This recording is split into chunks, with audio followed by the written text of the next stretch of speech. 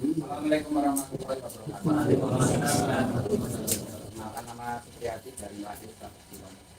Yang pertama memakai kemampuan. Kalau saya pernah baca, kalau tidak salah, imam itu harus disukai jamaah itu. Kalau tidak disukai itu, apakah dia menjadi sholatnya itu sah atau tidak? Walaupun secara syariat itu betul ya, tapi ada yang panjang pendek itu. Yang kedua, setelah saya belajar ini, saya jadi kalau disuruh terkait ada imam lagi terus saya ada barang siapa yang lebih fasih dalam baca, maka yang mungkin sholat depan itu yang masalah yang kita nanti tanggapannya. Kadang kalau imam beberapa imam ini kalau di mau mati di belakang atau kurang teman itu tidak mau, padahal dia ingin sholat terus, apakah jamaahnya itu menanggung dosa atau pelan-pelan bagaimana menjaga? Jadi ini namanya permasalahan hukum. Nah, yang pertama tadi imam gimana tadi? Imam yang tidak disukai harusnya tahu diri. Kurang tahu. Ada kira-kira ada indikatornya nggak kalau imam yang tidak disukai? Ada nggak indikatornya? Satu, jamaahnya. Apa iya? Atau gimana Pak Haji, cirinya imam yang nggak disukai kayak gimana? Ya mungkin tidak sukai, saya menanyakan salah, mungkin salah itu tidak masalah, tapi ini secara personal itu. Oke, baik. Ya, baik. Jadi untuk imam yang tidak disukai ini, pertama boleh ngambil dua cara.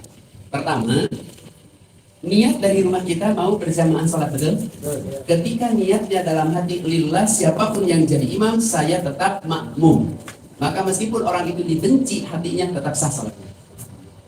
Yang kedua, ketika kita sudah mengatakan nanti di rumah nih, seandainya nanti yang imam, aku tidak akan sholat berjamaah, aku akan mufarraqah. Boleh? Boleh. Kalau tahu kesalahannya.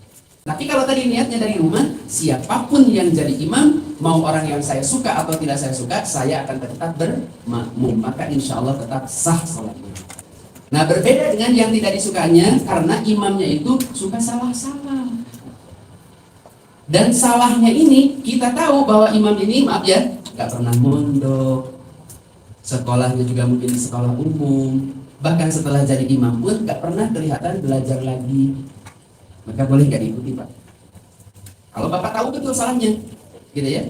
Tapi kalau misalnya kok imam ini gak pandai, tapi ternyata ngajinya rajin, belajarnya rajin. Kan rajin belajar itu gak jamin bisa. Benar apa betul? Iya, ada yang belajar terus tapi bisanya. Jadi bisa itu hadiah dari Allah. Yang penting itu thalabul ilmi, karena kewajiban itu bukan bisa kewajiban kita itu. Kewajiban kita itu adalah thalabul ilmi, ya kan? Gak ada kewajiban bisa dari Allah, gak ada. Kewajiban kita itu thalabul ilmi. Tapi barang siapa thalabul ilmi, lama-lama insya Allah bisa, ya kan? Allah bisa karena biasa. Kalau nggak pernah dibiasakan, terbiasa salah. Nah, yang kita hindari itu aja. Maka boleh Pak Ji, kalau ini imam ini kelihatan rajin ngajinya, rajin belajarnya, sah sebagai imam tetap insya Allah. Tapi lebih baik lagi tahu diri.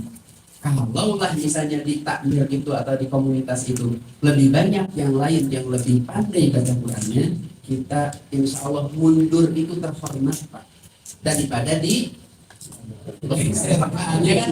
Iya enggak? Daripada di lengserkan, mending mundur itu insya Allah bijaksana. Mundur itu, nah, maka sekarang mumpung kita masih diberikan amanah oleh warga kita sebagai imam, tentu saja kita harus terus mengupgrade kemampuan kita, agar semakin hari makmum kita itu semakin nyaman, semakin tenang berjamaahnya, betul enggak? Apalagi sesekali, hei jamaah, saya ini mau jadi imam, cek bacaan saya. Kalau bacaan saya salah, jangan angkat saya jadi imam. Pernah ada begitu nggak? Kayaknya nggak pernah ya kan? Iya, nggak ada yang pernah seperti itu. Insyaallah ya. Seperti itu Pak Ji ya. Yang kedua tadi, semakin belajar kan nanti terus tahu kekurangannya. Ya. Setelah sambil belajar sudah melakukan atau nunggu sampai sempurna baru. Ji, kata Imam Al-Ghazali, kalau seseorang itu mau menjadi imam menunggu sempurna, gak akan ada orang yang jadi imam.